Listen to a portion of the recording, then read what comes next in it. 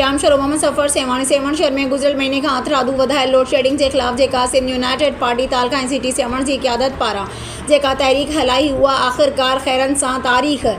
11/11/2024 जे ॾींहुं पूरी थी, जंहिंमें सिंध यूनाइटेड पार्टी तालका सिटी सेवण की क़यादत सां गॾु सेवण शहर के सिविल सोसाइटी समाजी अॻवाननि शहरी इतिहाद के अॻवाननि उस्तादनि ऐं ख़ासि तौर ते तालके बार एसोसिएशन के अॻवाननि की कोशिशुनि सां खैर सां ही जिदोजहद कामयाब थी। उन मौके ते सेवण शहर के शहरनि पारां सिंध यूनाइटेड पार्टी तालका ऐं सिटी के अॻवाननि ऐं समाजी अॻवाननि सिविल सोसाइटी वकील बरादरी शहरी इतिहाद के अॻवाननि ऐं उस्तादनि सां गॾु शहरी सेवण के बाशऊर अवाम के मुबारकबाद ॾिनी आहे ऐं चयो आहे त सेवण शहर के अहिड़नि अनेक मसइलनि ते ईअं ई सभई शहरी गॾु थी मसइला हल करण की कोशिश कंदा रहंदा त पोइ इंशाअल्लाह असांजी कामयाबी थींदी रहंदी। जॾहिं त सेवण की अवाम ख़ासि तौर ते ज़िले ॼाम शोरो जी इंतज़ामिया तालका इंतज़ामिया सेवण हेस्को इंतज़ामिया डिवीज़न कोटड़ी ऐं सेवण जा भी शुक्रगुज़ार आहियूं जिन अवाम के